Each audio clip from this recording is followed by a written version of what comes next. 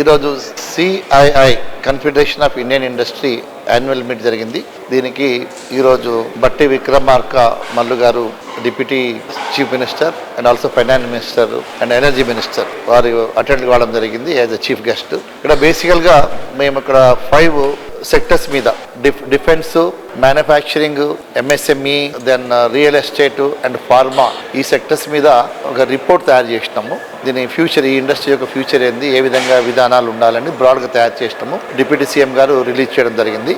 అంటే ఫోకస్ అంతా ఏంటంటే మాది గవర్నమెంట్ ఏదైతే ఇండస్ట్రీ మీద ఫోకస్ చేస్తుందో, వాళ్ళ పాలసీ ఉందో దాని మీదనే సిఏఏ కూడా కాన్సన్ట్రేట్ చేస్తూ ఉంది. అదేవిధంగా యాక్టివిటీస్ కూడా చేస్తాం. లాస్ట్ 2 months నుంచి కూడా మేజర్ యాక్టివిటీస్ అన్ని కూడా స్కిల్ కానివ్వండి, ఎంటర్ప్రీనర్షిప్ కానివ్వండి, ఎడ్యుకేషన్ మీద చేసినాము. తర్వాత తెలంగాణ మెగా మాస్టర్ ప్లాన్ 2050 మీద కూడా పెద్ద సబ్మిట్ చేయడం జరిగింది.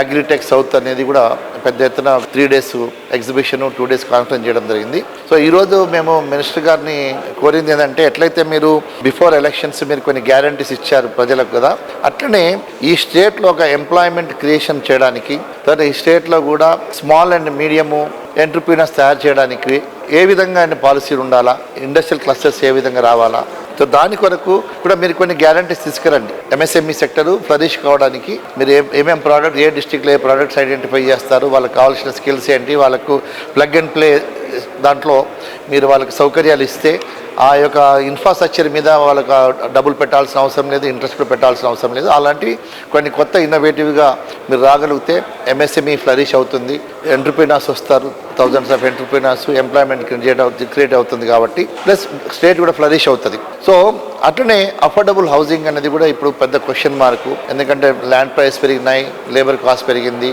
మెటీరియల్ కాస్ట్ పెరిగింది.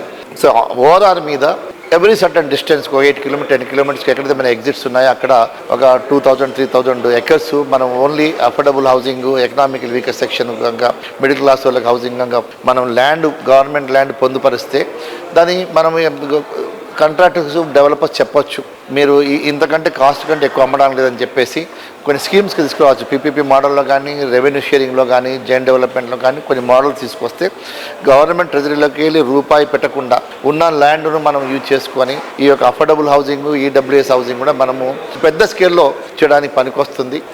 ఈ విధంగా కూడా ఒక గ్యారంటీ లాగా మీరు చేస్తే బాగుంటుంది. అట్లనే ట్యాక్సెస్ రేషనలైజ్ చేయడం వల్ల కూడా మీకు రెవెన్యూ పెరుగుతూ ఉంది, అదొకటి. రెండోది ఏంటంటే ఈజ్ ఆఫ్ డూయింగ్ బిజినెస్. మనం ఎన్నో సర్వీసెస్ పోతాము, ఎన్ఓసీస్ పోతాము, పర్మిషన్స్ పోతాము. ఇవన్నీ ఎప్పుడైతే మోస్ట్లీ ఇప్పుడు టీఎస్బీ పాస్ లాంటివి కూడా ఆన్లైన్ బిల్డింగ్ అప్లికేషన్ చేస్తున్నాం, కానీ ఆన్లైన్ బిల్డింగ్ పర్మిషన్ రావట్లేదు. సో మనం ఇప్పుడు టెక్నాలజీ అవైలబుల్ ఉంది. మన హైదరాబాద్ ఈజ్ హైటెక్ నగరము. టెక్నాలజీ ఉపయోగించుకొని ఇప్పుడు ఎందుకంటే మనం 1000 కోట్ల రూపాయలు మనం డిజిటల్ ట్రాన్స్ఫర్ చేస్తున్నాము. కొన్ని billions of people everyday credit card వాడుతున్నాము. క్రెడిట్ కార్డ్ ఇన్స్టాంట్గా మనకు ట్రాన్సాక్షన్ అవుతుంది. అదేవిధంగా ఈ బిల్డింగ్ పర్మిషన్ లాంటివి కూడా ఇన్స్టాంట్గా రావాలా. మీరు సాఫ్ట్వేర్ డెవలప్ చేసుకుంటే మీ యొక్క బిల్డింగ్ అప్లికేషన్ అప్లోడ్ చేస్తే మీకు ఇన్స్టాంట్గా బిల్డింగ్ పర్మిషన్ రావాలా. ఆర్ ఏమైనా డెఫిషియన్సీ ఉంటే డెఫిషియన్సీ కూడా చెప్తుంది, మళ్ళీ రెక్టిఫై చేసి కూడా అప్లోడ్ చేసి ఇన్స్టాంట్గా రావాలంటే.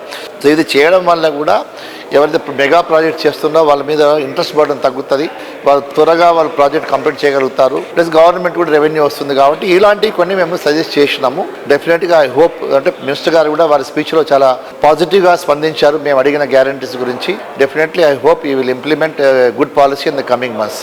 Thank you.